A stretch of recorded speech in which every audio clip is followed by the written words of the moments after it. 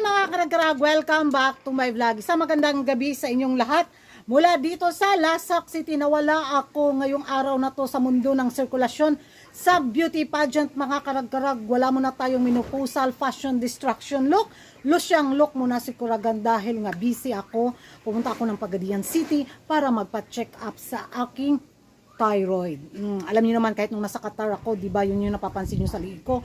So, ngayong araw na to mga karag-karag, inasikaso ko talaga yung kalusugan ko. Kasi parang iba naman. Medyo masakit-sakit naman pag lumunok ako ng laway. So, sa pagkachismosa ni Kuragan, ayun, kailangan ko din alagaan yung thyroid ko. Kaya bukas balik na naman ako para magpatingin sa doktor kasi gumawa, nagpa-laboratory na ako kanina tapos nagpa-ultrasound. Ayun nga, medyo malaki na siya. Ay, ambot. So, ang daming mga pa-eksena, chismisan galore mga karag-karag na nawindang ako sa mga pasabog na kontrobersiya. Pero pas ako dito sa isang pag-kontrobersiya nga na wala naman akong alam. Kaya lipat tayo dito sa mga pag-good news na kung saan ako. Eto na nga, lumipat na nga ng camp si Atisa Manalo sa Isis and Queen. Maraming mga nagtaasan ng kilay na mga hindi supporters ni Atisa Manalo mga karag-karag dahil ito daw yung galawang desperada. Ha? Bakit naging galawang desperada?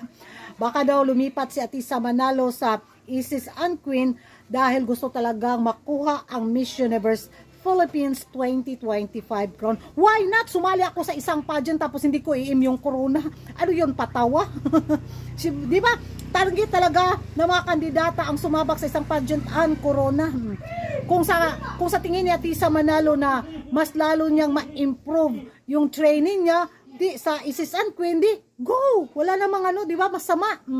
Yung ano lang dito is, intriga nila is, yung paglipat kasi niya at alam naman natin daw na yung sa Isis and Queen na mga alagang manok, yun daw talaga ang kadalasang nananalo sa corona sa Miss Universe Philippines pageant. Hindi naman lahat, di ba?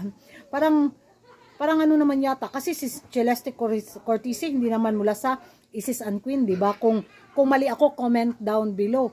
So sa kanyang paglipat daw nito sa Isis and Queen, isa daw to sa malaking advantage ni Atisa Manalo na hindi siya maligwak ganon sa corona. Hindi rin natin alam, di ba? Kasi ang dami din talagang malalakas na mga kandidata sa taon na to. Kahit pa siguro lahat ng mga kandidata lilipat sa Isis and Queen, kung hindi talaga sila yung nakatadhana sa corona, wala naman silang magawa. Wala rin magawa ang Isis and Queen camp, di ba? Abot lang nila mga karag-karag. Talagang gigil na gigil din sila ngayon sa move ni Atisa Manalo sa muli niyang pagbabalik sa Isis and Queen. So sabi nila, sana lang daw walang mikos-mekos na magaganap sa Miss Universe Philippines 2025 dahil naman daw natin na ano ang Isis and Queen, hawak ni Mama J. Pastilan, oy. Kung kay Atisa talaga, kay Atisa talaga. Kung hindi kay Atisa, hindi talaga kay Atisa. Wag na lang silang mag-trigger galore. Kasi ma-stress lang din sila mga karag-karag sa totoo lang. So, kung ano man yung kung ano man yung preparation ng mga kandidata ngayon sa Miss Universe Philippines 2025, sila lang din yung nakakaalam. Labas naman tayo dun. Yung sa atin lang talaga is makichismis. Dahil wala naman tayong ambag sa kanilang preparation, sa kanilang gastos. Yung ambag lang natin is pag-ingayin yung pangalan nila o bilang mga fans bitaw sa social media. Pagdating sa bulsahan galore sa mga kanilang mga financial na mga gastusin, ay nako, masakit din yung sa kanilang mga vangs at mga bogan. 'Di ba? Pag matalo sila tapos ganun kalaki yung mga gastos nila. Syempre, talaga, take a rest talaga sila, 'di ba? Kasi pag manalo ako, nako, big opportunity yung mag-o-open sa akin, 'di ba? So, ayun. So, wag na nilang iba si Atisa Manalo na kesyo desperada move. Itong ginawa niyang paglipat sa Isis and Queen. Pastilan. Kalmahan lang ninyo, kalmado nga lang din yung mga kandidata. Pero isa lang yung napapansin ko mga karag-karag, sana magtuloy-tuloy yung pagiging kalmado at manatili yung fresh overlooking na beauty ni Atisa Manalo. Baka sa darating na prelim at final nito ba, mag-iba na naman yung figura bitaw, yung papintura ng kanyang makeup na mukha siyang macho na mawala yung pagiging authentic na Barbihan face ni Atisa Manalo. Sana magstay yung very calm lang yung beauty niya.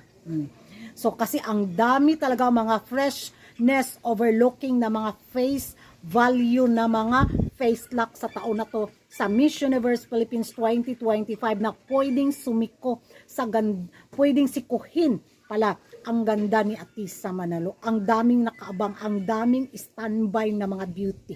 Kaya wag magpakapanti si Atisa Manalo. Pero laban pa rin tayo. Go and support Atisa Manalo pa rin si Kuragan mga karag-karag. Winwin Marquez. Tapos si Laguna. Dagdag ko pa. Uy, ang ganda nitong din si Albay. At saka si ano talaga ba? Aklan mga karag-karag ba? Ay, pati si Iligan. Uy, ambot lang ka mga gwapa. Parang nakahanda yung Miss Charm. Yung mga pa-international. Ano bitaw nila ng mga beauty? Yun yung napapansin ko diha na mga karag-karag. Kaya mag-ilis pa ko. Manihapon pa ko. Mangayo pa ko bugas. Ako an ba? Kanon sa akong silingan. Kaya wala ko kalungag. Pero una na ko ang vlog. Of course. Para makasapi si Kuragan. Ting bayad na pong kurinti. Sakita ba ani? Buhay pins. Pero masaya ako nagbabalik Pinas ako mga karag-karag in fairness. Na nag-for good ako kahit maliit lang yung kita ko, at least nakarelax yung katawang lupa ko kaysa doon sa Qatar na may kahit na may buwan ng kita ako doon, na secure yung buwan ng kita ko, pero stress naman yung baga ni Kuragan. Daming work. Dito, daming rest. Kahit wala tayong kalatoy-latoy.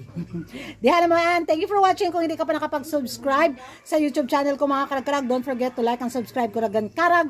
And hit the notification bell para updated kayo sa mga latest pa-chika, pa-chismis, pa-fashion look ni Kuragan. And ano yung magiging komento nyo mga karag-karag na desperada move daw itong ginawa na paglipat ni Atisa Manalo sa Isis and Queen. Comment down below and thank you for watching. Bye-bye.